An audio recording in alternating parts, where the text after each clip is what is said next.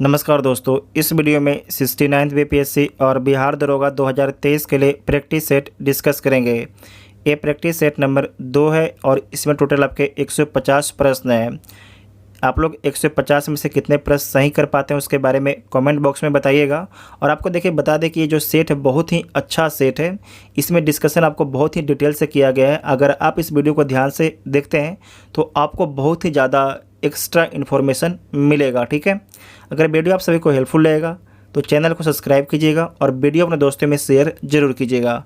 तो आइए देखते हैं पहला क्वेश्चन। बिहार पर बख्तियार खिलजी के हमले का पहला विवरण प्राप्त हुआ है तो किस बुक से प्राप्त हुआ है? तबकात ए नासरी बुक से प्राप्त हुआ है। जो तबकात ए नासरी बुक है किसके द्वारा लिखा गया है? तो मिन्हाजुद्दीन सिराज के द्वारा। ठीक है, इसे नोट कीजिएगा। मिन्हाजुद्दीन सिराज के द्वारा जो है तबकात ए नासरी बुक लिखा गया है। जो बख्तियार खिलजी है, बख्तियार खिलजी नालंदा विश्वविद्यालय को नष्ट कब करता है?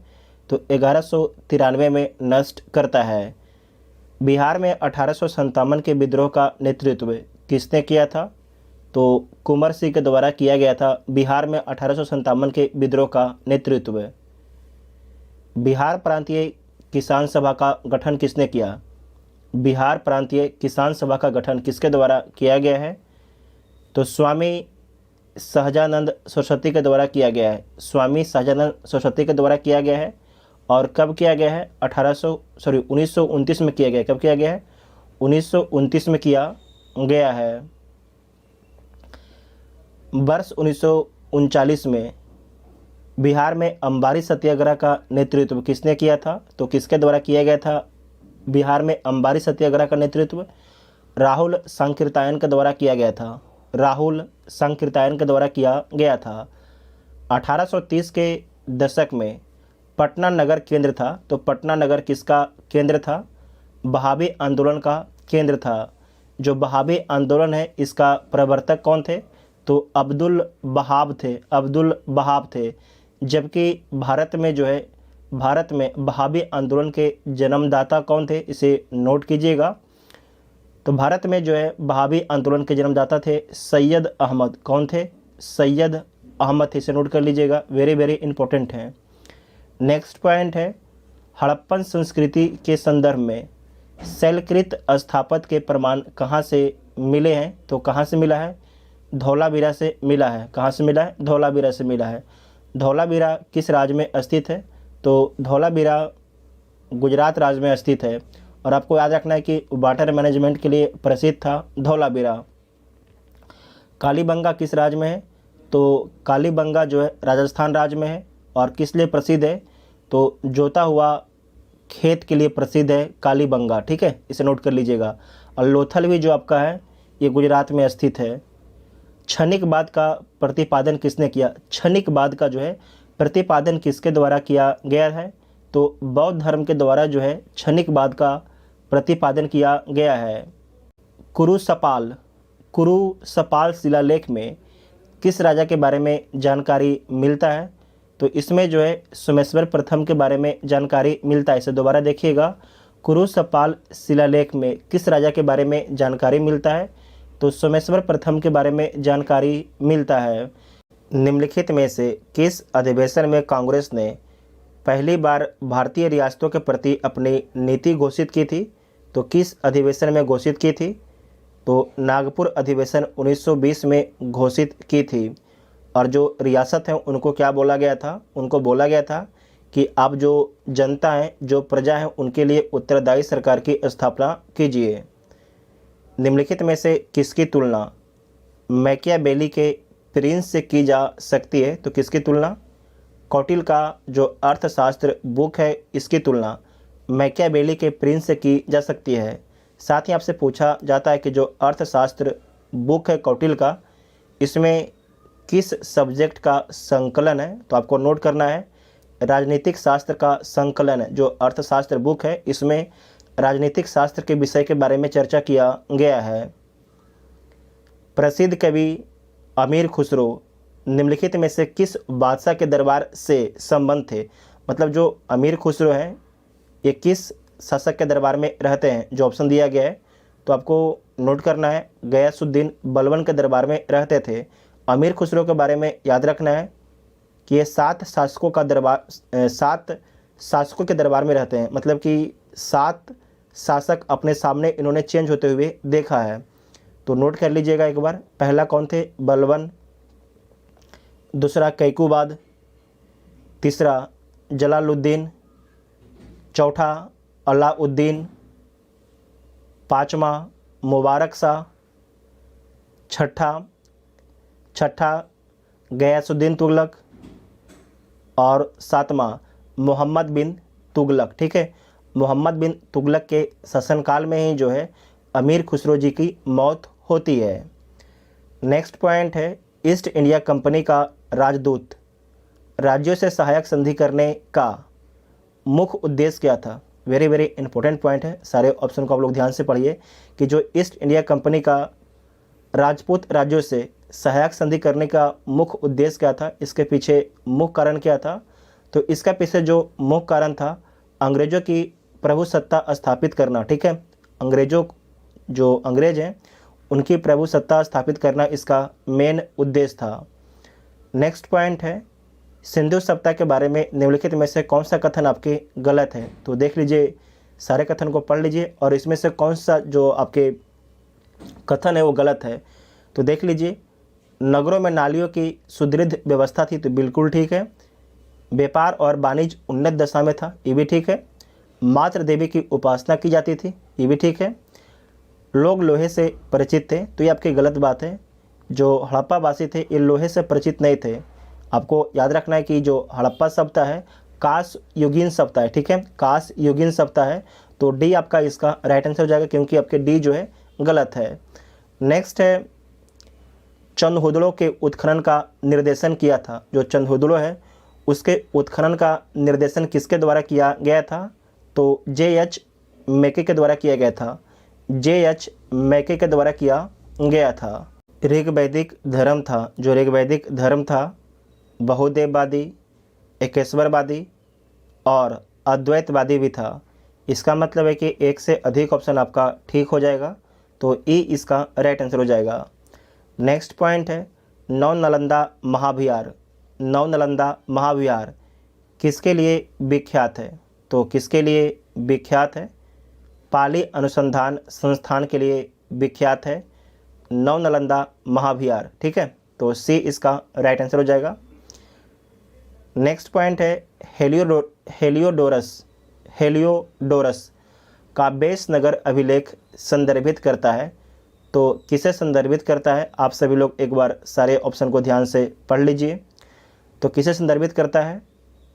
संकर्षण तथा वासुदेव से, संकर्षण तथा प्रद्युमन से, संकर्षण प्रद्युमन तथा वासुदेव से, केवल वासुदेव से। तो आपको याद रखना है जो हेलियोडोरस का बेस नगर अभिलेख है केवल वासुदेव से संबंधित है, केवल वासुदेव से संबंधित है। ठीक है, 13वीं और 14वीं शताब्दियों में भारतीय कृषक खेती नहीं करता था। किसका खेती नहीं करता था? 13वीं और 14वीं शताब्दी में भारतीय कृषक, तो देख लीजिए किसका खेती नहीं करता था। गेहूं का खेती तो पहले से होता आ रहा है, जौ का खेती भी, चना और मक्का। ठीक है, चना और मक्का में आपको आंसर तय करना है। तो आपको याद रखना है जो मक्का का खेती है जो भारतीय कृषक है 13वीं और 14वीं शताब्दी में नहीं कर रहा है। तो आपसे पूछा जाएगा कि मक्का किस देश से आता है? तो मक्का पुर्तगाल देश से भारत में आता है। ठीक है, मक्का जो है पुर्तगाल देश से भारत में आता है। साथ ही आपको याद रखना है कि जो टमाटर है, टमाटर भी कौन लाता है भारत में? तो टमाटर भी आपके पुर्तगाली ही भारत में लाते हैं। नेक्स्ट पॉइंट है दिल्ली सल्तनत के किस वंश ने सबसे कम समय तक शासन किया है? तो देख लीजिए इसमें सबसे कम समय तक शासन किसके द्वारा किया गया है? तो खिलजी वंश के द्वारा जो है सबसे कम शासन किया गया है। सबसे पहले समझिए गुलाम वंश, जो गुलाम वंश है इसका शासन कब से कब तक रहता है? तो जो गुलाम वंश है इसका शासन जो है 1206 से 1290 तक रहता है गुलाम वंश का शासन। उसके बाद है खिलजी वंश, इसका शासन कब से कब तक रहता है? 1290 से जो है 1320 तक इसका शासन रहता है। उसके बाद आ जाएगा तुगलक वंश, जो तुगलक वंश है इसका शासन कब से कब तक रहता है? 1320 से 1412 तक इसका शासन रहता है। ठीक है, उसके बाद आ जाएगा सैयद वंश। जो सैयद वंश है इसका शासन कब से कब तक रहता है? 1414 से जो है 1451 तक इसका शासन रहता है।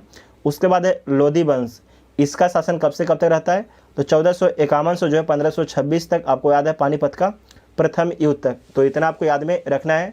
तो ए इसका राइट आंसर हो जाएगा। ठीक है, ए इसका राइट आंसर हो जाएगा।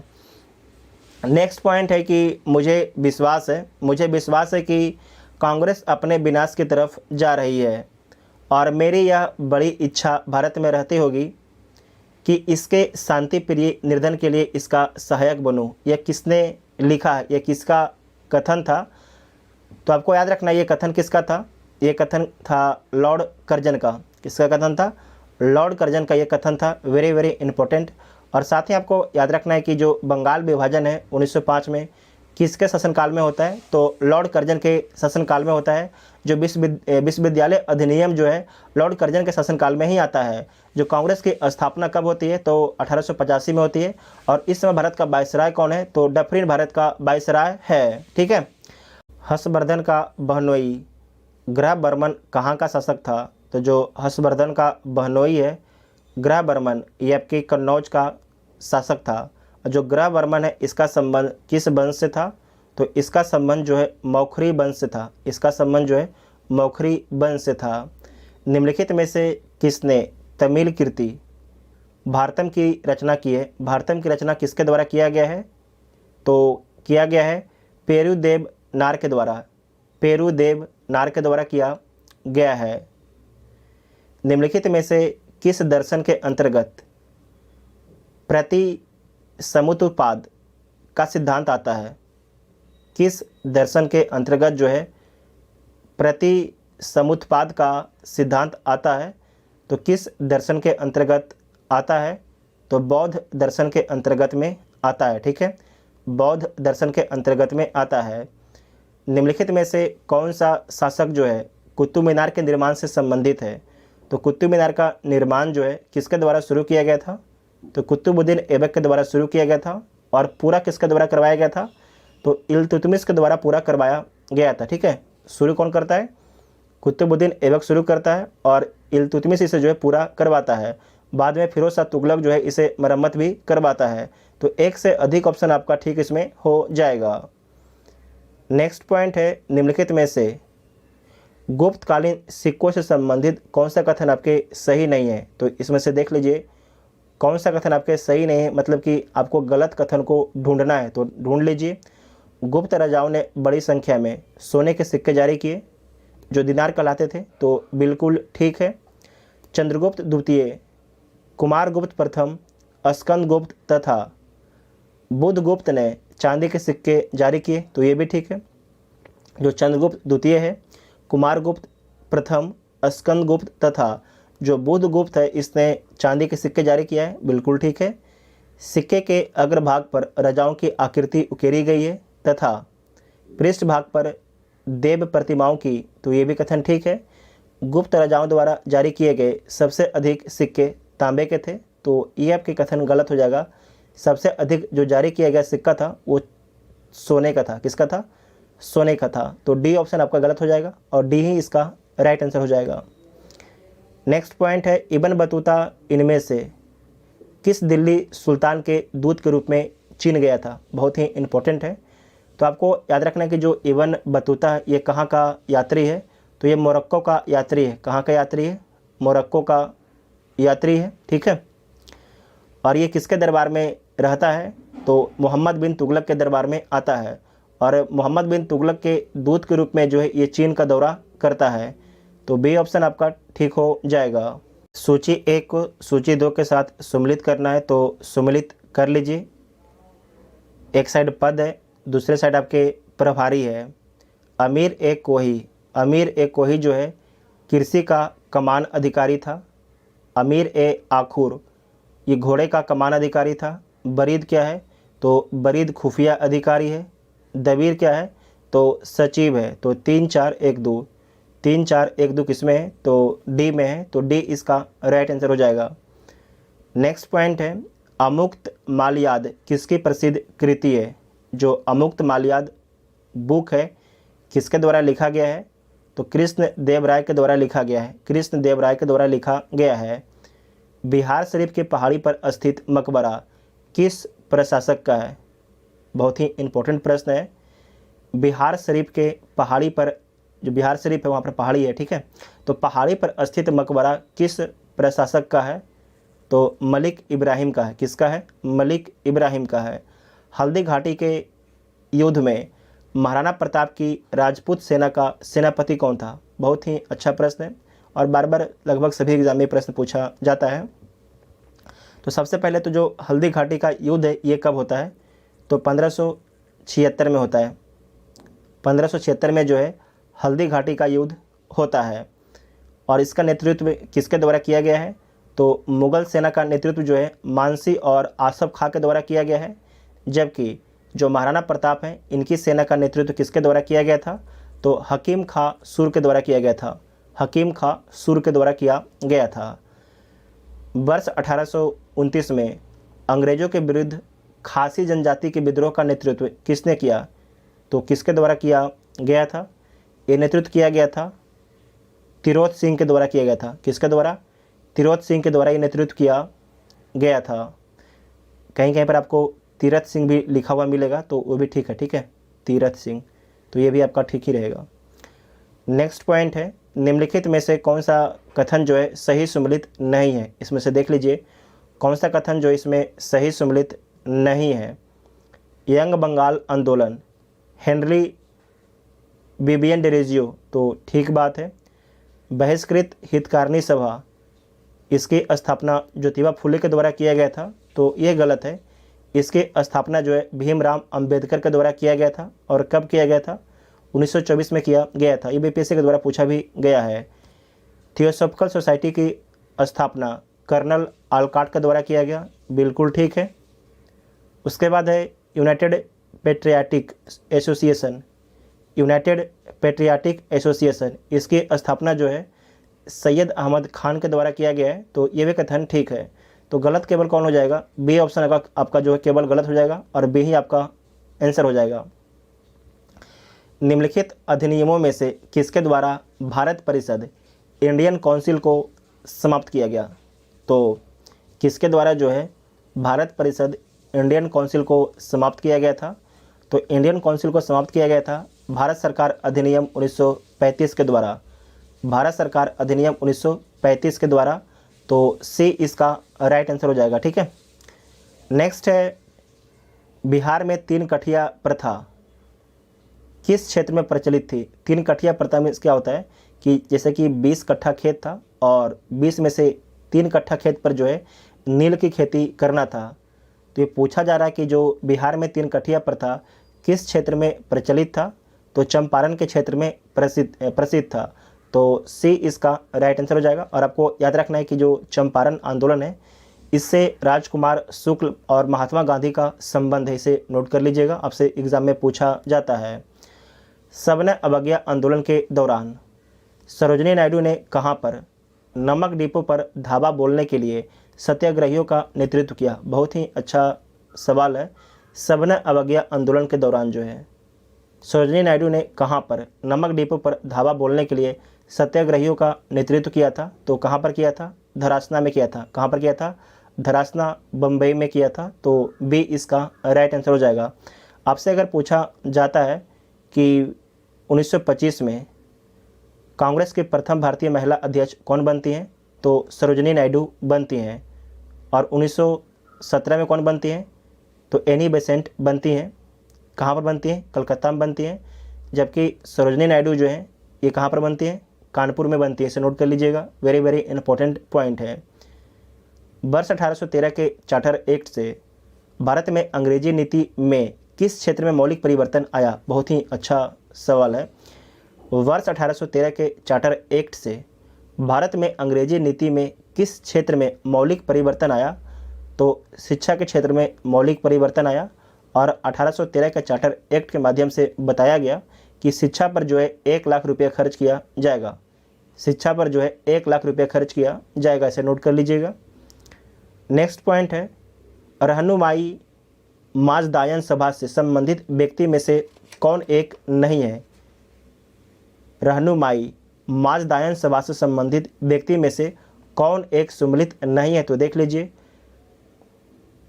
इसमें आपका है नौरोजी फरदोनजी, इनका संबंध है। दादा भाई नौरोजी, इसका भी संबंध है। यस बंगाली, इनका भी संबंध है। जबकि जो गोविंद रनाडे हैं, इनका संबंध नहीं है। तो डी इसका राइट आंसर हो जाएगा। ठीक है, डी इसका राइट आंसर हो जाएगा, इसे नोट कर लीजिएगा। आपसे पूछा जा सकता है कि रहनुभाई माझदायन सभा का जो स्थापना है कब किया गया था? तो 1851 में किया गया था। भारत में डाक टिकट किस अंग्रेजी गवर्नर जनरल ने प्रारंभ किया? भारत में जो है डाक टिकट किस अंग्रेजी गवर्नर जनरल ने आपके प्रारंभ किया था? तो लॉर्ड डलहौजी ने प्रारंभ किया था। लॉर्ड डलहौजी ने प्रारंभ किया था। और आपको याद रखना है कि जो हड़प नीति है किसके द्वारा लाया गया था? तो लॉर्ड डलहौजी के द्वारा ही लाया गया था हड़प नीति। प्रथम रेलवे का परिचालन डलहौजी के शासनकाल में होता है। और 1856 में जो है अवध पर कुशासन का आरोप लगा के जो है अवध ही इसे ब्रिटिश साम्राज्य में मिलाता है। नेक्स्ट पॉइंट है हंटर आयोग। हंटर आयोग कब आता है?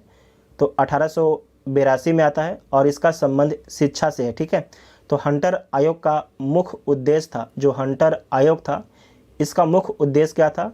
तो प्राथमिक शिक्षा की स्थिति का आकलन एवं सुधार सुझाना था। इसका जो उद्देश्य था प्राथमिक शिक्षा की स्थिति का आकलन एवं सुधार सुझाना, इसका मेन उद्देश्य था। बिहार राज्य में गंगा के किनारे स्थित जिलों की संख्या कितना है? वेरी वेरी इंपॉर्टेंट पॉइंट है। बिहार राज्य में जो है गंगा के किनारे स्थित जिलों की संख्या कितना है? तो कितने डिस्ट्रिक्ट हैं? 12 डिस्ट्रिक्ट हैं। ठीक है, 12 डिस्ट्रिक्ट हैं। कौन कौन डिस्ट्रिक्ट है इसे नोट कीजिएगा। बक्सर, ठीक है, बक्सर, सारण, भोजपुर, पटना, वैशाली, वैशाली के बाद आपका आ जाएगा समस्तीपुर, बेगूसराय, नीचे में लखीसराय। ठीक है, लखीसराय हो गया, मुंगेर, खगड़िया, भागलपुर और कटिहार। ठीक है, ये 12 डिस्ट्रिक्ट है, इसे नोट कर लीजिएगा। 1 2 3 4 5 6 7 8 9 10 11 12, ये 12 डिस्ट्रिक्ट को आपको नोट कर लेना है। और आपको बता दें कि गंगा सबसे अधिक लंबी जो है किस डिस्ट्रिक्ट में है? तो पटना डिस्ट्रिक्ट में जो है गंगा सबसे अधिक लंबी है। ठीक है, पटना डिस्ट्रिक्ट में गंगा सबसे अधिक लंबी है। और आप सभी लोग कमेंट करके बताइएगा कि गंगा सबसे कम लंबी किस डिस्ट्रिक्ट में है, मतलब कि गंगा की लंबाई जो है सबसे कम किस डिस्ट्रिक्ट में है। इसके बारे में आप सभी लोग ढूंढ के बताइएगा कमेंट बॉक्स में। निम्नलिखित में से कौन सा देश जो है भौगोलिक क्षेत्र की दृष्टि से सीमा रहित सबसे बड़ा देश है? ये बीपीएससी का पूछा हुआ सवाल है, उसी को कॉपी पेस्ट कर दिया गया यहाँ पर। निम्नलिखित में से कौन सा देश जो है भौगोलिक क्षेत्र की दृष्टि से सीमा रहित सबसे बड़ा देश है? तो कौन है? जापान है। ठीक है, जापान है। जापान का क्षेत्रफल कितना है? तो जापान का क्षेत्रफल है 3,77,000, यहाँ पर लिख देते हैं 3,77,873 वर्ग किलोमीटर जो है जापान का क्षेत्रफल है। जबकि फिलीपींस का कितना है? तो फिलीपींस का है 3 लाख वर्ग किलोमीटर है। ठीक है, कितना है? 3 लाख वर्ग किलोमीटर है। जबकि जापान का कितना है? 3,77,873 वर्ग किलोमीटर। इसे नोट कर लीजिएगा, दोनों इंपॉर्टेंट पॉइंट है। भारत के अतिरिक्त प्रायद्वीपीय पर्वत निर्मित हुए हैं। भारत के अतिरिक्त प्रायद्वीपीय पर्वत निर्मित हुए हैं, तो किस काल में निर्मित हुए हैं? सेनोजोइक महाकल्प में निर्मित हुए हैं। सेनोजोइक महाकल्प में निर्मित हुए हैं। क्रिकेट बैट के लिए बीलो कहाँ से प्राप्त होता है? जो क्रिकेट बैट है ये बीलो की लकड़ी से बनाया जाता है। और ये कहाँ से मिलता है? उष्णकटिबंधीय वन से। अगर आपको पता है कि जो उष्णकटिबंधीय वन का लकड़ी बहुत ही हार्ड होता है तो उससे बल्ला बन नहीं सकता है। उसके बाद है प्रचुर वर्षा प्रचुर वन वाला, तो ये भी संभव नहीं है। पतझड़ी वन, ये भी संभव नहीं है। तो शंकु वृक्षी वन से। ठीक है, शंकु वृक्षी वन से। तो डी इसका राइट आंसर हो जाएगा। और आपको याद रखना है कि भारत में जो है, भारत में बिल्लों का पेड़ जो ज़्यादातर कहाँ पर है, तो जम्मू कश्मीर में। आपसे पूछा जाता है कि क्रिकेट बैट बनाने के लिए भारत में जो लकड़ी है कहाँ से मिलता है, तो जम्मू कश्मीर से मिलता है, जम्मू कश्मीर से मिलता है। महासागरों की सतह पर सूर्य और चंद्रमा के गुरुत्वाकर्षण से बनती है, तो क्या बनती है? महासागरों की सतह पर जो है सूर्य और चंद्रमा के गुरुत्वाकर्षण से क्या बनती है? तो ज्वार और भाटा बनती है। ज्वार जो तट की ओर आती है तेज़ी से पानी, उसे क्या बोला जाता है? ज्वार बोला जाता है। भाटा जो पानी तट की तरफ आ गया तो वापस भी जाएगा ना, तो जो वापस जाता है उसे भाटा बोला जाता है। ठीक है। निम्नलिखित राज्यों में से कौन सा राज्य बांग्लादेश से अपनी सीमा नहीं बनाता है? तो देख लीजिए कौन नहीं बनाता है। असम बनाता है। और असम की लंबाई कितना है? तो असम की लंबाई है 263 किलोमीटर। ठीक है। नागालैंड की सीमा नहीं लगता है। मेघालय की सीमा कितना लगता है? तो 443 किलोमीटर का। मिजोरम का सीमा कितना लगता है? 318 किलोमीटर का। उसके बाद है पश्चिम बंगाल, इसकी सीमा कितना लगता है? तो 2216 किलोमीटर। उसके बाद एक आपका है त्रिपुरा। ठीक है, त्रिपुरा, इसका सीमा कितना लगता है? तो 856 किलोमीटर सीमा लगता है बांग्लादेश से। तो नागालैंड की सीमा आपके बांग्लादेश से नहीं लगता है। और साथ ही आपको याद रखना है कि जो त्रिपुरा है, त्रिपुरा, मिजोरम, ठीक है, त्रिपुरा, तो त्रिपुरा के तीनों साइड कौन है? बांग्लादेश है। त्रिपुरा के तीनों साइड कौन है? तो बांग्लादेश। से नोट कर लीजिएगा, आपसे एग्जाम में पूछा जाता है। निम्नलिखित में से कौन सी मिट्टी जो है बिहार में पाई जाती है? इसमें से कौन सी मिट्टी जो है बिहार में पाई जाती है? तो देख लीजिए, बलथर मिट्टी, वलसुंदरी मिट्टी, यहाँ पर आप समझिए ये बिहार है, ये गंगा नदी है। जो बाल सुंदरी मिट्टी है बिहार के नॉर्थ में पाया जाता है, बिहार के नॉर्थ में बाल सुंदरी मिट्टी। और बलथर मिट्टी बिहार के साउथ में पाया जाता है। टाल मिट्टी जो गंगा है इसके साइड 8 से 10 किलोमीटर पाया जाता है टाल मिट्टी। जलोढ़ मृदा लगभग पूरे बिहार में पाया जाता है। तो सारे मिट्टी बिहार में पाई जाती हैं। तो क्या हो जाएगा? एक से अधिक ऑप्शन ठीक हो जाएगा, तो ई इसका राइट आंसर हो जाएगा। ठीक है। नेक्स्ट पॉइंट है, बिहार के कृषि जलवायु क्षेत्र में दक्षिण बिहार के मैदानी भाग के अंतर्गत कौन सा जिला नहीं आता है? इसे दोबारा देखिए कि बिहार के कृषि जलवायु क्षेत्र में दक्षिण बिहार के मैदानी भाग के अंतर्गत कौन सा जिला नहीं आता है? तो देख लीजिए कौन सा जिला आपके नहीं आता है। यहाँ पर आप ध्यान से समझिएगा, जो पटना है बिहार के साउथ में है। नालंदा ये भी आपके बिहार के साउथ में है। नवादा ये भी बिहार के साउथ में है। जबकि गोपालगंज जो है बिहार के नॉर्थ में है। कहाँ पर है? तो इसका आंसर क्या हो जाएगा? डी इसका राइट आंसर हो जाएगा। ठीक है, डी इसका राइट आंसर हो जाएगा। नेक्स्ट है, निम्नलिखित में से पटना शहर का अक्षांशीय एवं देशांतरीय स्थित है, मतलब इसका जो विस्तार है पटना शहर का आपसे पूछा जा रहा है। पटना शहर का, तो देखिए ये तो याद करने का चीज़ है, आपको याद करना ही होगा क्योंकि ये एग्जैक्ट डाटा आपको बताना होगा। तो इसमें आपको याद रखना है 25.37 नॉर्थ से जो है 85.13 ईस्ट तक जो है पटना शहर का अक्षांशीय एवं देशांतरीय विस्तार है। तो ए इसका राइट आंसर हो जाएगा। ठीक है, ए इसका राइट आंसर हो जाएगा।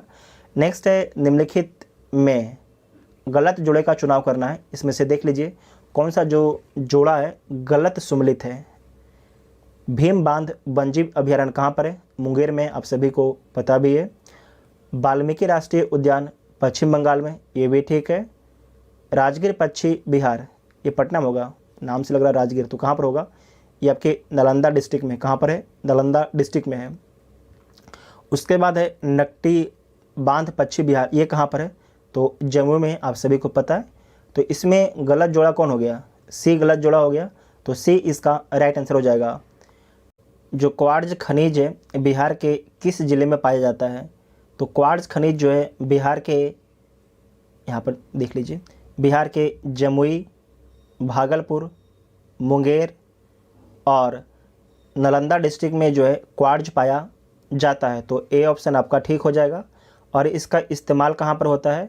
तो इस्पात उद्योग में, कांच विद्युत एवं इलेक्ट्रॉनिक उद्योग में जो है क्वार्ट्ज का उपयोग किया जाता है। तो ए इसका राइट आंसर हो जाएगा। नेक्स्ट पॉइंट है कि ककोलत जलप्रपात बिहार के किस जिले में अवस्थित है? तो नवादा डिस्ट्रिक्ट में अवस्थित है और इसकी ऊंचाई कितना है?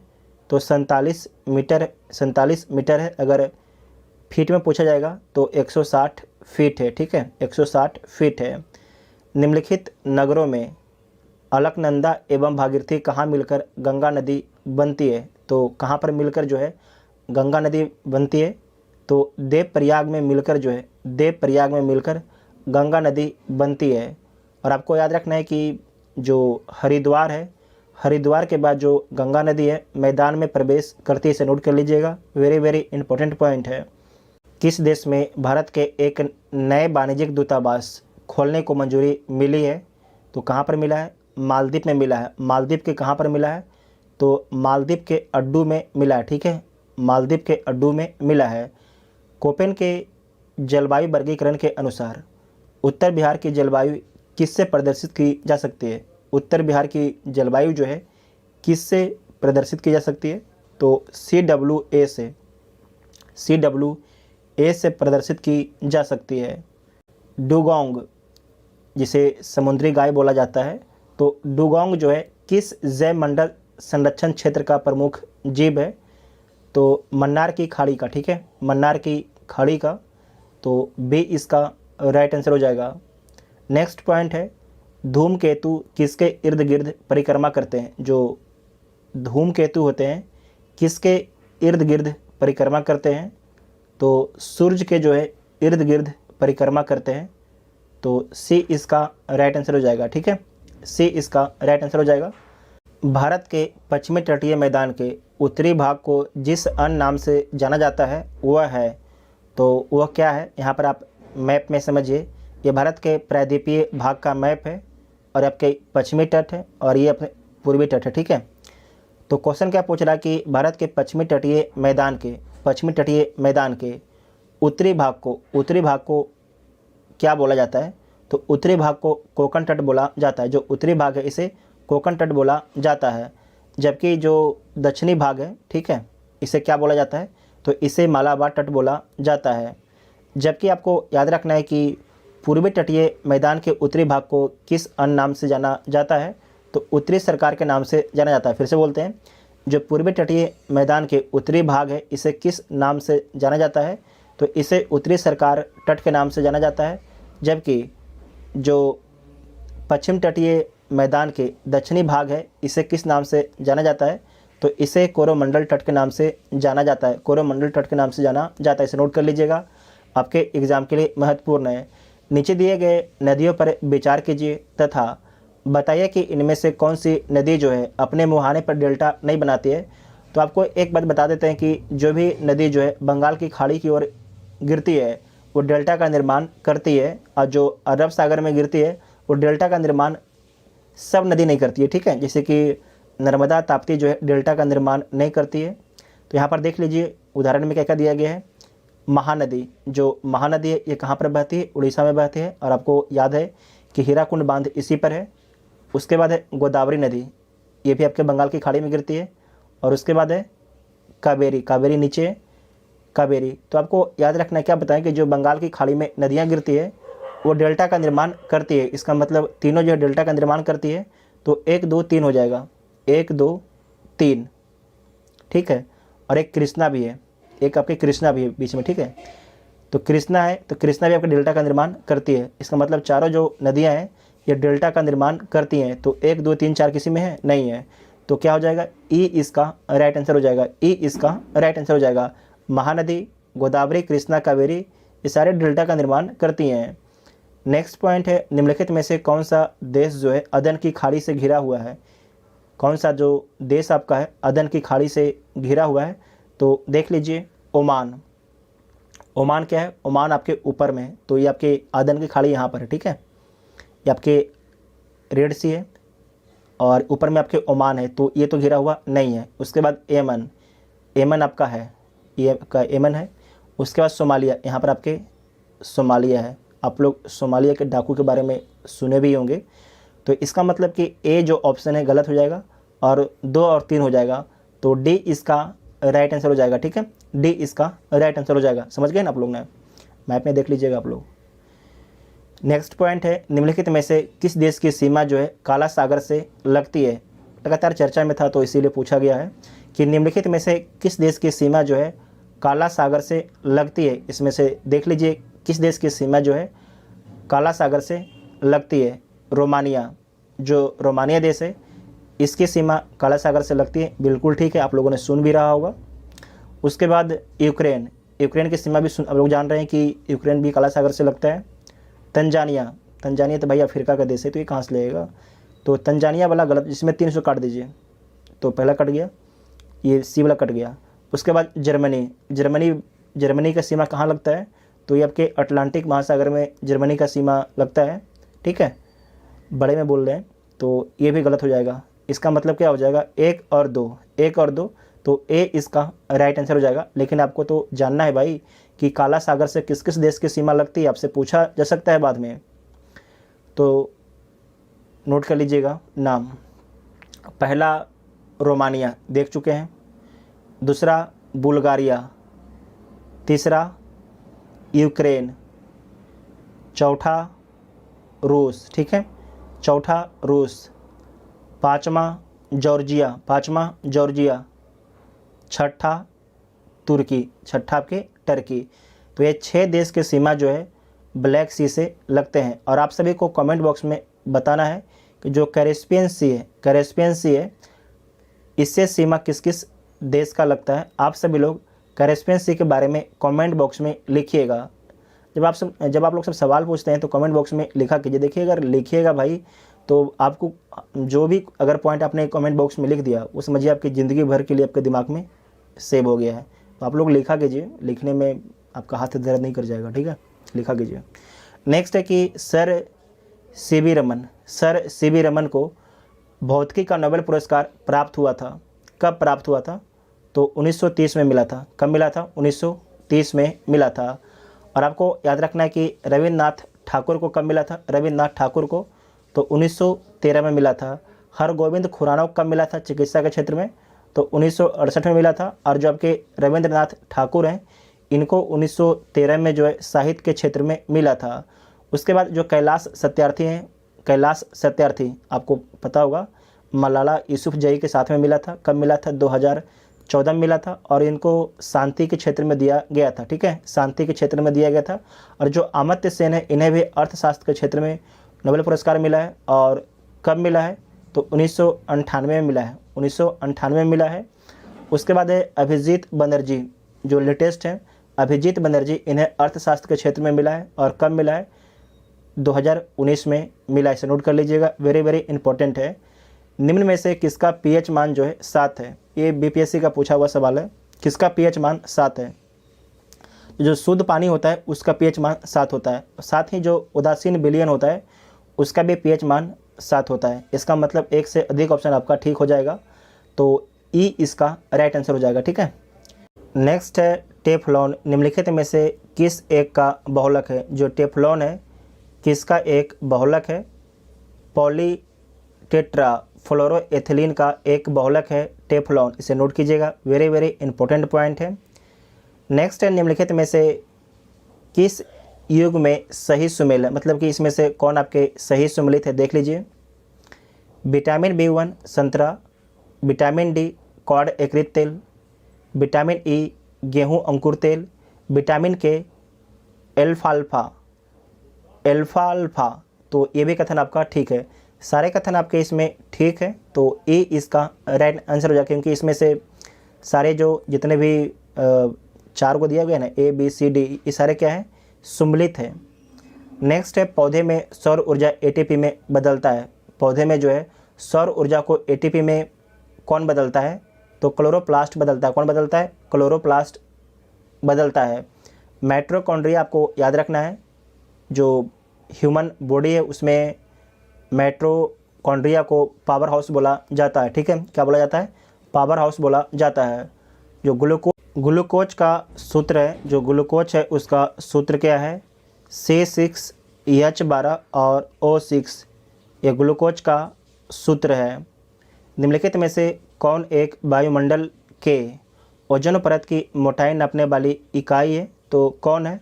डॉप्सन है। कौन है? डॉप्सन। इसे दोबारा देखिएगा, निम्नांकित में से कौन एक वायुमंडल के ओजोन परत की मोटाई नापने वाली इकाई है? तो डॉप्सन है। कंप्यूटर में उपयोग आने वाली आईसी चिप किससे बनी होती है? तो किससे बना होता है? सिलिकॉन का बना होता है। सिलिकॉन का बना होता है।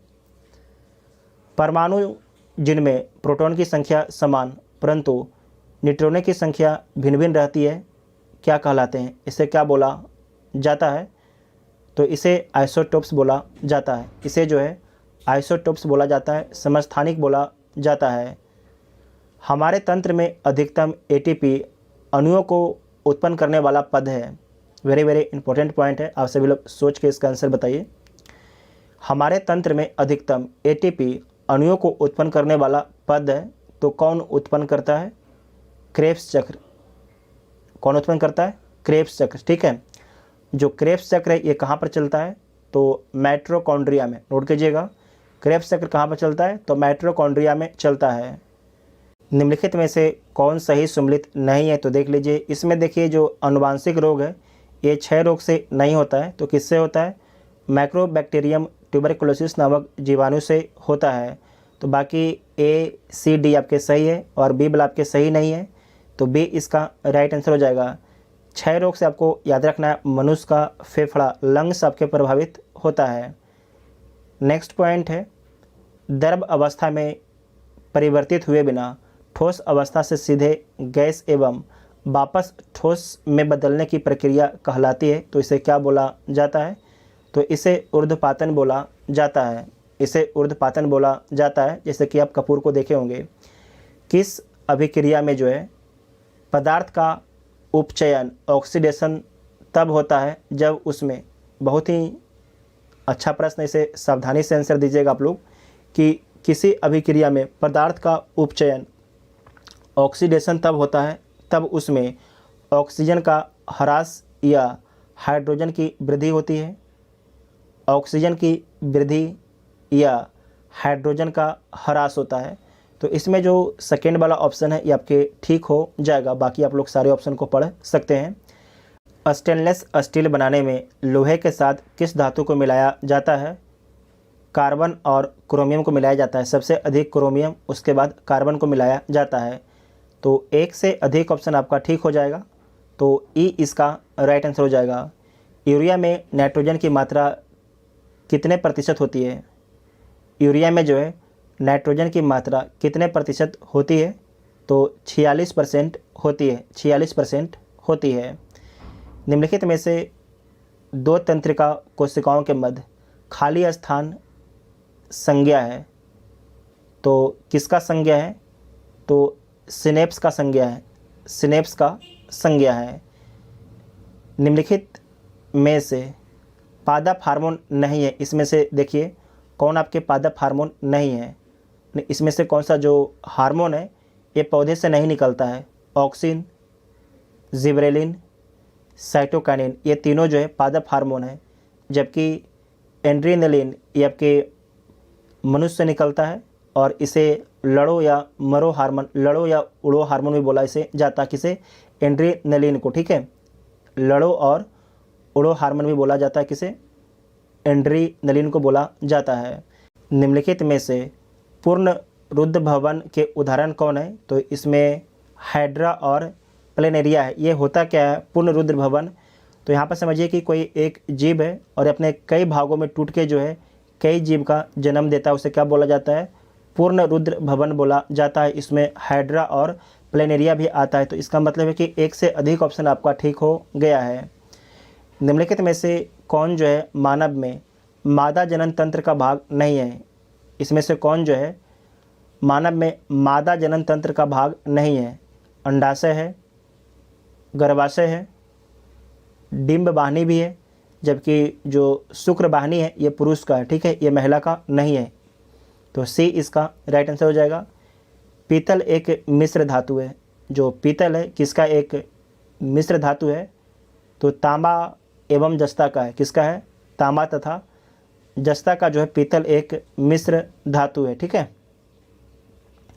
नेक्स्ट पॉइंट है कार्बन नैनो ट्यूब्स निम्न में से किस संरचनात्मक परिवार का सदस्य है। वेरी वेरी इंपॉर्टेंट है। कार्बन नैनो ट्यूब्स निम्न में से किस संरचनात्मक परिवार का सदस्य है, तो किसका है, फ्लोरीन्स का। किसका है, फ्लोरीन्स का। जो यूपीएससी के क्लास किए होंगे तो उनको ये चीज़ पढ़ाया गया होगा बहुत अच्छा से। ऐसे भी आपको हर जगह लिखा मिल जाता है, लेकिन खासकर जो यूपीएससी की तैयारी करते हैं, क्योंकि ये नया टेक्नोलॉजी है तो इसके बारे में पढ़ाया जाता है, ठीक है, क्योंकि बहुत ही स्ट्रॉन्ग है, पतला है और बहुत ही स्ट्रॉन्ग है। नेक्स्ट है पेयजल में निम्न में से किसकी अधिकता के कारण जो है ब्लू बेबी सिंड्रोम होता है। वेरी वेरी इंपॉर्टेंट पॉइंट है। पेयजल में निम्न में से किसके अधिकता के कारण जो है ब्लू बेबी सिंड्रोम होता है, तो आपको याद रखना है नाइट्रेट की अधिकता के कारण जो है ब्लू बेबी सिंड्रोम होता है, नाइट्रेट की अधिकता के कारण। मानव पूंजी में बढ़ता हुआ विनिवेश अग्रसारित करता है, तो क्या करता है, अग्रसारित।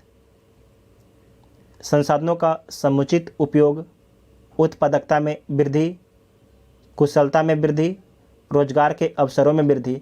तो इसमें एक से अधिक ऑप्शन आपका ठीक हो जाएगा, तो ई इसका राइट आंसर हो जाएगा। निम्नलिखित में से राष्ट्रीय खाद्य सुरक्षा मिशन के अंतर्गत कौन सी फसलें सम्मिलित है, तो देख लीजिए कौन सी फसलें आपके सम्मिलित है। गेहूं चावल तो आप सभी लोग को पता है, गेहूं चावल जो है आप सभी लोगों को पता है।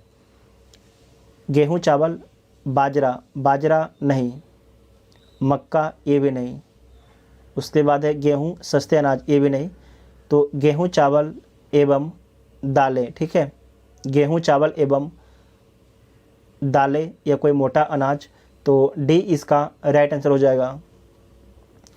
मानव विकास सूचकांक का आधार क्या है, तो जो मानव विकास सूचकांक है उसका आधार रोजगार नहीं है, उसका आधार रोजगार नहीं है, तो क्या है, स्वास्थ्य, शिक्षा, जीवन स्तर।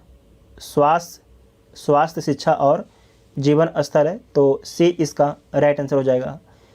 निम्न में से कौन एक जो है 20वीं शताब्दी के 7वें दशक के अंतिम दौर की हरित क्रांति की प्रकृति का सबसे उचित वर्णन करता है। जो हरित क्रांति है उसका सबसे बेहतर वर्णन कौन करता है, तो देख लीजिए। हरी सब्जियों की अत्यधिक खेती, तो ये गलत हो जाएगा। गहन कृषि जिला कार्यक्रम, ये भी गलत है। उच्च उपज किस्म कार्यक्रम, ये ठीक है। बीज उर्वरक जल तकनीक, ये भी ठीक है, तो एक से अधिक ऑप्शन आपका ठीक हो जाएगा। सामाजिक अधिसंरचना में किसे शामिल नहीं किया गया है, सामाजिक अधिसंरचना में जो है किसे शामिल नहीं किया गया है, ध्यान रखिएगा। सामाजिक अधिसंरचना में सोशल इंफ्रास्ट्रक्चर में किसे शामिल नहीं किया गया है, शिक्षा, स्वास्थ्य, आवास को शामिल किया गया है, जबकि तार संचार, दूर संचार को जो है शामिल नहीं किया गया है, ठीक है, शामिल नहीं किया गया है। इसे जो है भौतिक अधिसंरचना में शामिल किया गया है। जैसे भौतिक अधिसंरचना में कौन कौन आता है, सड़क, बिजली, ऊर्जा, जल, वायु परिवहन, दूर संचार आपके आता है। और सामाजिक अधिसंरचना में कौन कौन आता है, स्वास्थ्य, शिक्षा, बीमा, आवास। इसे नोट कर लीजिएगा, आपके एग्जाम के लिए महत्वपूर्ण पॉइंट है। जिला नियोजन एवं विकास परिषद का प्रधान कौन होता है, जिला नियोजन एवं विकास परिषद का प्रधान कौन होता है, तो राज्य का वित्त मंत्री होता है। कौन होता है, राज्य का वित्त मंत्री होता है। नेक्स्ट है राजस्व घाटा क्या है, राजस्व घाटा क्या है, राजस्व व्यय माइनस राजस्व प्राप्ति, राजस्व प्राप्ति माइनस राजस्व व्यय। तो राजस्व व्यय घाटा क्या है, तो राजस्व व्यय माइनस राजस्व प्राप्ति है, तो ए इसका राइट आंसर हो जाएगा। नेक्स्ट पॉइंट है कि बासेल 2 के 3 स्तंभ कौन कौन से हैं, बासेल 2 के 3 स्तंभ कौन कौन से हैं, तो कौन कौन से हैं इसे देख लीजिए। पहला आपका है न्यूनतम पूंजी आवश्यकता, दूसरा है पर्यवेक्षी समीक्षा, तीसरा है बाजार अनुशासन, तो ए इसका राइट आंसर हो जाएगा। निम्नलिखित में से कौन जो है IMF इंटरनेशनल मॉनेटरी फंड में भारत सरकार के एजेंट के रूप में कार्य करता है। तो कौन काम करता है? आरबीआई करता है, ठीक है। रिजर्व बैंक ऑफ इंडिया करता है। नेक्स्ट है NAFEUS का पूरा नाम क्या है? इसका फुल फॉर्म क्या है? बीपीएससी का कुछ साल से ट्रेंड देखा जा रहा है कि फुल फॉर्म पूछ देता है आपसे, ठीक है। तो इसका फुल फॉर्म क्या हो जाएगा? National fund for unorganised sector. National fund for unorganised sector जो है NAFEUS का फुल फॉर्म होता है, इसका पूरा नाम होता है। यदि किसी राज्य सरकार को कृषि और ग्रामीण विकास संस्थानों को मदद करने के लक्ष्य को पूरा करने के लिए धन की ज़रूरत होती है, तो वह धन सरकार को कहाँ से मिलता है? वो सरकार को धन कौन देता है? तो आपको याद रखना है, नाबार्ड देता है। कौन देता है? नाबार्ड। नाबार्ड है, इसकी स्थापना कब किया गया था? तो 1982 में नाबार्ड की स्थापना किया गया था, ठीक है। नाबार्ड जो है, जो नाबार्ड बैंक है, भारत सरकार के पूर्ण स्वामित्व वाला बैंक है। फिर से बोलते हैं, जो नाबार्ड बैंक है भारत सरकार के पूर्ण स्वामित्व वाला बैंक है। नेशनल स्पॉट एक्सचेंज, बिल्कुल ठीक लिखा है, नेशनल स्पॉट एक्सचेंज लिमिटेड पर क्या बेचा जा सकता है? तो नेशनल स्पॉट एक्सचेंज पर जो है वस्तु बेचा जा सकता है। क्या बेचा जा सकता है? तो वस्तु बेचा जा सकता है। निम्नलिखित में से क्या आरबीआई के प्रत्यक्ष नियंत्रण में नहीं है? इसमें से कौन जो है आरबीआई के प्रत्यक्ष नियंत्रण में नहीं है? देख लीजिए, बैंक दर आरबीआई के प्रत्यक्ष नियंत्रण में है, बेस रेट, रेपो रेट, जबकि कैश रिजर्व अनुपात, जो कैश रिजर्व अनुपात है ये आपके आरबीआई के प्रत्यक्ष नियंत्रण में नहीं है, ठीक है। तो बी इसका राइट आंसर हो जाएगा। नेक्स्ट पॉइंट है एशियाई विकास बैंक, एशियन डेवलपमेंट बैंक का मुख्य उद्देश्य क्या है? तो इसका मेन उद्देश्य है एशिया पैसिफिक से गरीबी मिटाना। जो एशियाई विकास बैंक है इसकी स्थापना कब होता है? तो 1966 में इसकी स्थापना होता है। और इसका हेडक्वार्टर कहाँ पर है? तो फिलीपींस के मनीला में इसका हेडक्वार्टर है। कहाँ पर है? मनीला में इसका हेडक्वार्टर है, ठीक है। नेक्स्ट पॉइंट है निम्नलिखित कथनों में से कौन सा कथन आपके जो है गलत है? इसमें से देख लीजिए कौन सा कथन आपके गलत है। भारत में छिपी हुई बेरोजगारी के लक्षण मुख्यतः प्राथमिक क्षेत्र में अधिक है। तो ठीक बात है, कृषि में जहाँ पर 5 लोग अगर 100 क्विंटल का उत्पादन कर सकते हैं तो वहाँ पर 10 लोग काम कर रहे हैं, तो इसे क्या बोला जाएगा? प्रच्छन्न बेरोजगारी बोला जाएगा, छिपी बेरोजगारी बोला जाएगा। भारत में प्रच्छन्न बेरोजगारी मुख्यतः कृषि व ग्रामीण क्षेत्र में पाई जाती है, तो बिल्कुल ठीक है। चक्रीय निर्धनता अधिकांश समय धनी रहते हैं एवं यदा कदा निर्धन रहते हैं, तो ये गलत हो जाएगा, ठीक है। जो ये सी वाला ऑप्शन आपका गलत है, इसमें अधिकांशतः गरीब ही रहते हैं और यदा कदा आपके धनी रहते हैं, ठीक है। उसके बाद है कि भारत निर्माण कार्यक्रम केंद्र सरकार का 16 दिसंबर 2005 को प्रारंभ किया गया था। भारत निर्माण कार्यक्रम केंद्र सरकार के द्वारा जो है 16 दिसंबर 2005 को शुरू किया गया था, तो ये कथन ठीक है। गलत कौन हो जाएगा? तो सी इसका राइट आंसर हो जाएगा, क्योंकि आपको सी आंसर ढूंढना था। विश्व व्यापार संगठन के अंतर्गत कृषि पर समझौते के अंतर्गत प्रमुख स्तंभों में निम्नलिखित में से कौन एक शामिल नहीं है? इसे दोबारा ध्यान से पढ़िएगा। विश्व व्यापार संगठन के अंतर्गत कृषि पर समझौते के प्रमुख स्तंभों में निम्नलिखित में से क्या एक शामिल नहीं है? निर्यात प्रतियोगिता शामिल है, बाजार पहुंच शामिल है, आंतरिक समर्थन शामिल है, जबकि डंपिंग रोधी वे प्रतिपूरक चुंगियाँ शामिल नहीं है, ठीक है। तो डी इसका राइट आंसर हो जाएगा। संविधान के किस अनुच्छेद के अंतर्गत जो है न्यायालय द्वारा संसद की कार्रवाइयों की जांच करना प्रतिबंधित किया गया है? बहुत ही अच्छा सवाल है कि संविधान के किस अनुच्छेद के अंतर्गत न्यायालय द्वारा संसद की कार्रवाइयों की जांच करना प्रतिबंधित कर दिया गया है कि जो न्यायालय है संसद की कार्रवाइयों की जांच नहीं कर सकता है। किस अनुच्छेद के तहत? अनुच्छेद 122 के तहत। कोई कानूनी विधेयक संसद के किस पटल पर रखा जा सकता है? तो कोई अगर कानूनी विधेयक है तो संसद के दोनों सदनों में से किसी एक के पटल पर रखा जा सकता है, लोकसभा या राज्यसभा कहीं भी रखा जा सकता है। लेकिन अगर धन विधेयक है तो उसे केवल लोकसभा में प्रस्तुत किया जाता है, और कोई भी विधेयक को धन विधेयक है या क्या सिंपल विधेयक है उसे कौन तय करता है? तो लोकसभा के अध्यक्ष उसे तय करते हैं। अभी लोकसभा के अध्यक्ष कौन है? ओम बिरला है।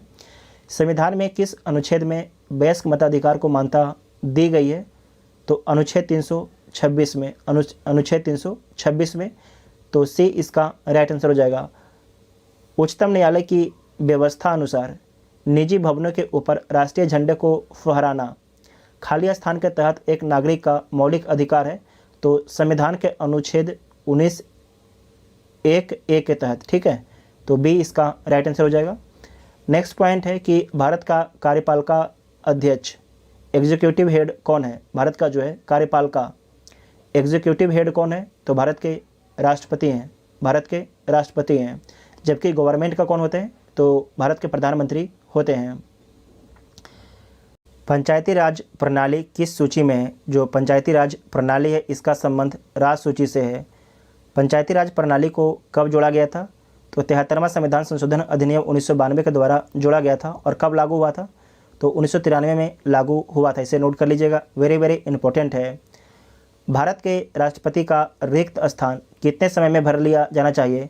तो भारत का जो राष्ट्रपति है अगर उनका पोस्ट खाली हो जाता है तो 6 महीने के अंदर इसे भर लेना चाहिए। कितने महीने? 6 महीने के अंदर जो है अनिवार्य रूप से इसे भर लेना चाहिए। तो डी इसका राइट आंसर हो जाएगा।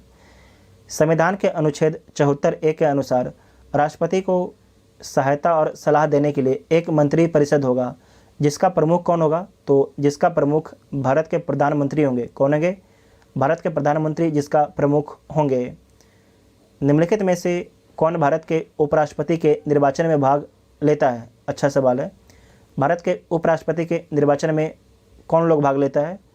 तो इसमें आपको याद रखना है लोकसभा के सदस्य, विधानसभा के सदस्य इन्हें शामिल होते हैं, लोकसभा के निर्वाचित सदस्य, राज्यसभा के सदस्य। तो इसमें आपको याद रखना है कि निर्वाचित और मनोनीत दोनों मेंबर आपके भाग लेते हैं उपराष्ट्रपति के चुनाव में।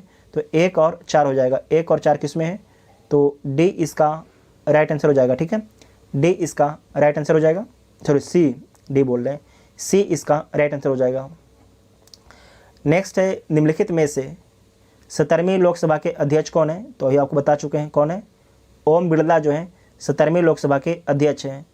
लोकसभा के प्रथम स्पीकर कौन थे? तो जीबी मावलंकर थे।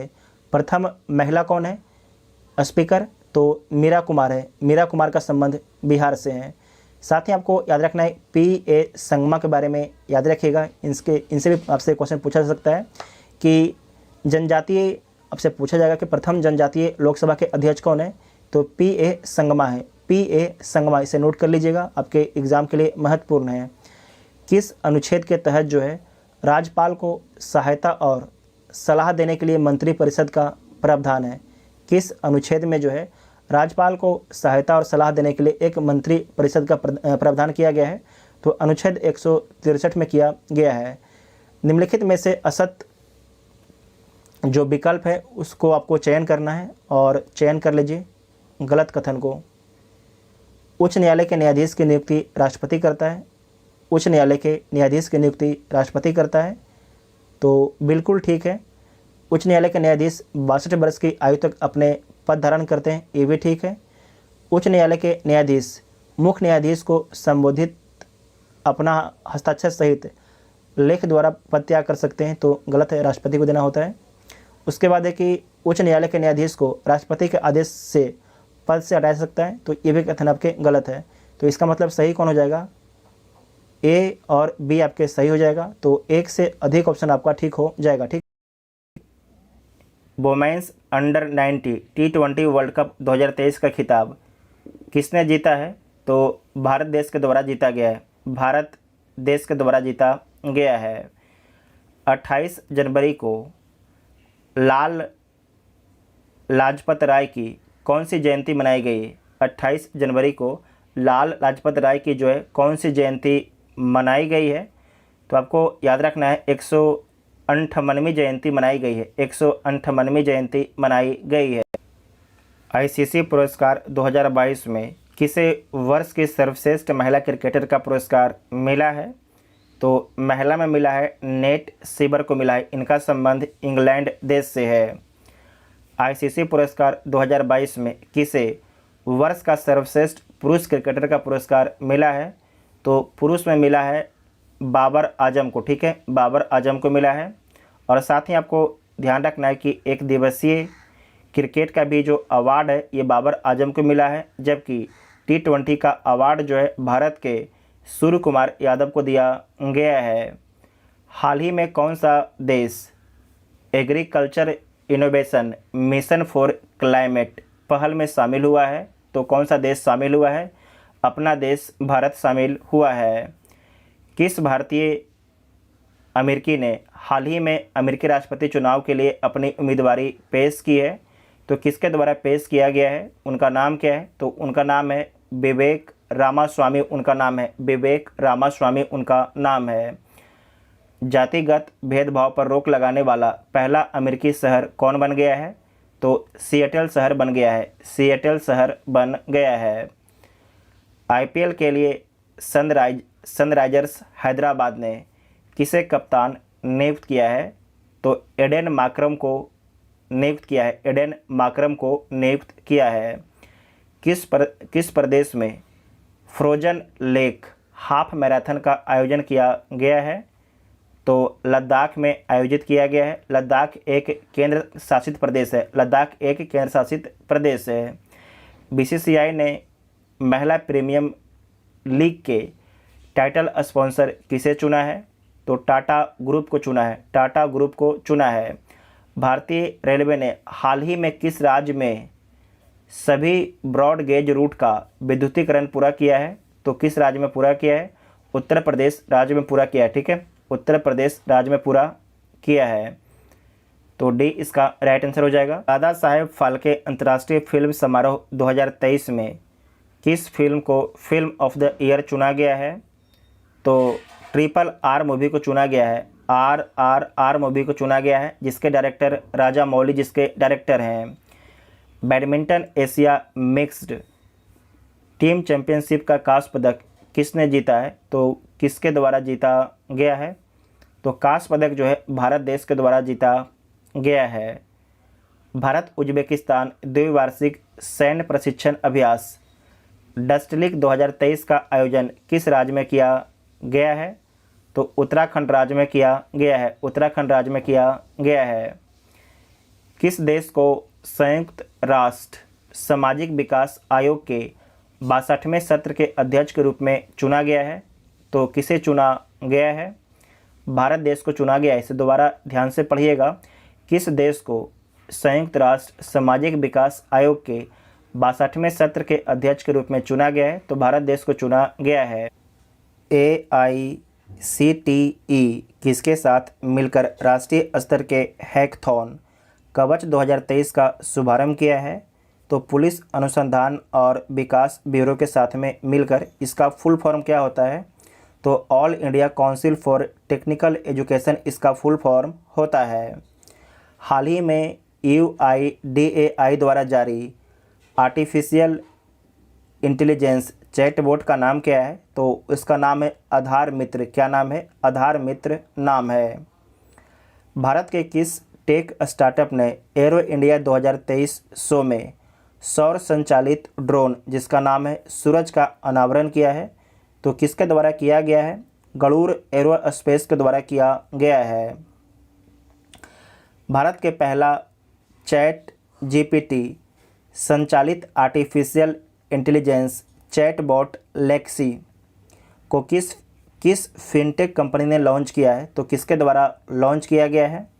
ये लॉन्च किया गया है वेलोसिटी के द्वारा लॉन्च किया गया। इसे दोबारा आप ध्यान से देखिएगा कि भारत के पहला चैटबॉट GPT संचालित AI artificial intelligence chatbot Lexi को किस फिनटेक कंपनी ने लॉन्च किया है? तो वेलोसिटी कंपनी के द्वारा लॉन्च किया गया है।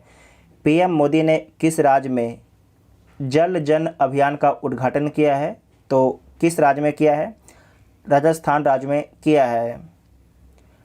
रॉयल चैलेंजर्स बेंगलोर की वुमेन्स क्रिकेट टीम का मेंटर किसे नियुक्त किया गया है? तो सानिया मिर्ज़ा को नियुक्त किया गया है। 12वें विश्व हिंदी सम्मेलन का आयोजन किस देश में किया गया है? तो फिजी देश में किया गया है। फिजी जो देश है प्रशांत महासागर में स्थित एक द्वीपीय देश है, ठीक है, एक द्वीपीय देश है। भारतीय सेना में शामिल स्वार्म ड्रोन सिस्टम का निर्माण किस स्टार्टअप ने किया है? तो यह किया गया है new space research and technologies के द्वारा किया गया है। सऊदी अरब की पहली महिला अंतरिक्ष यात्री कौन है? जो इंटरनेशनल स्पेस स्टेशन के एक मिशन में शामिल हैं, उनका नाम क्या है? तो उनका नाम है रियाना बरनाबी, उनका नाम है। स्वस्थ मन स्वस्थ घर किस मंत्रालय द्वारा शुरू किया गया एक पहल है? तो स्वास्थ्य एवं परिवार कल्याण मंत्रालय द्वारा शुरू किया गया एक पहल है।